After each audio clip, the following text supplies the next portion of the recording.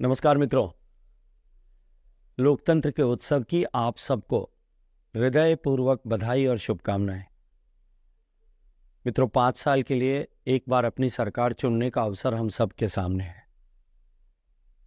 लेकिन ये एक ऐसा अवसर भी है कि जब हम पिछले 5 साल में जिस सरकार ने हमें हमारे दिए गए मत से चुना और जिस सरकार ने राजस्थान में शासन किया, उसके चलते राजस्थान की दशा और दिशा किस तरह की बनी है। हमारे राजस्थान की छवि पूरी दुनिया और देश में किस तरह की है। मित्रों, राजस्थान में नहीं, राजस्थान के बाहर भी लोग इस बात को मानते और जानते हैं कि आज राजस्थान देश की रेप कैपिटल ऐसा बन गया है। नित्य प्रतिदिन हो रहे महिलाओं के साथ दुराचार और उसके विफल रहने के बाद सरकार के द्वारा दिए गए, सरकार में बैठे गए लोगों के द्वारा दिए गए अनर्गल बयान से लेकर के विधानसभा में मर्दानगी की चर्चा और ठहाके लगा करके हंसना, निश्चित ही राजस्थान की छवि धूमिल हुई है।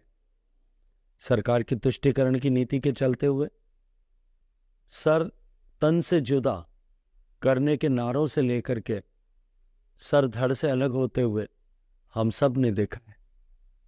मित्रों, राजस्थान के युवा इस बात को जानते हैं कि किस तरह से पेपर लीक के चलते हुए उनका भविष्य अंधकारमय हुआ और बार बार पेपर लीक, 19 बार पेपर लीक की घटनाएं राजस्थान में हुई। मित्रों, राजस्थान के लोग इस बात को भी जानते हैं कि किस तरह का भ्रष्टाचार का नंगा नाच राजस्थान में हुआ।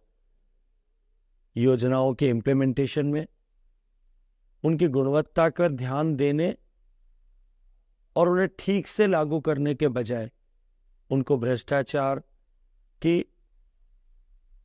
एक जननी बनाने का काम इन सब ने किया।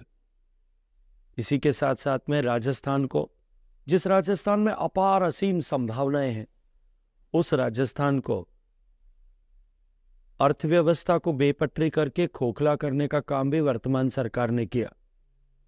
मित्रों, इस तरह के हालात जो राजस्थान के हैं, उनको समीक्षा करते हुए हमें अपने अगले 5 साल के लिए अपनी सरकार चुननी है।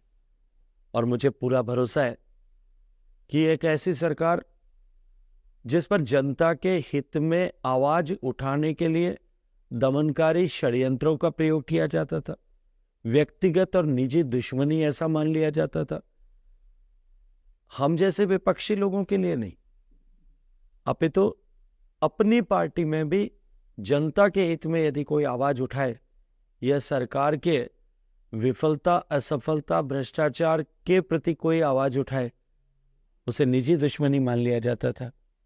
आप सब ने देखा कि किस तरह से मुझे तो व्यक्तिगत रूप से टारगेट करने की कोशिश गहलोत साहब ने हमेशा की, लेकिन हम सब के पास में एक बार फिर अवसर आया है। मुझे पूरा भरोसा और विश्वास है कि आप सब लोगों ने मानस बना लिया है कि इस कुराज को यहां से समाप्त कर देंगे। राजस्थान से इस जंगल राज को समाप्त करेंगे। राजस्थान से इस महिला विरोधी, युवा विरोधी, दलित विरोधी, व्यवस्था विरोधी, अर्थव्यवस्था विरोधी सरकार को उखाड़ करके फेंक देंगे। मैं आपसे आग्रह करता हूं कि सुबह 10 बजे से पहले मतदान करिए। इस व्यवस्था को परिवर्तित करने के लिए मतदान करिए। राजस्थान में सुशासन लाने के लिए मतदान करिए। राजस्थान के सुनहरे भविष्य के लिए मतदान करिए। और जिन अपार संभावनाओं के द्वार पर राजस्थान खड़ा है, उन संभावनाओं का दोहन करते हुए हम, जब माननीय मोदी जी देश को आगे बढ़ाने चाहते हैं, विकसित भारत बनाना चाहते हैं, इस विकसित भारत की संकल्पना को सच करने के जिस मार्ग पर भारत आगे बढ़ रहा है, हम माननीय मोदी जी के नेतृत्व में राजस्थान को इस यात्रा का ग्रोथ इंजन बनाए, राजस्थान लीडर बने। इन सब संभावनाओं के पंख लगाने के लिए सुबह 10 बजे से पहले आप सब लोग मतदान करें।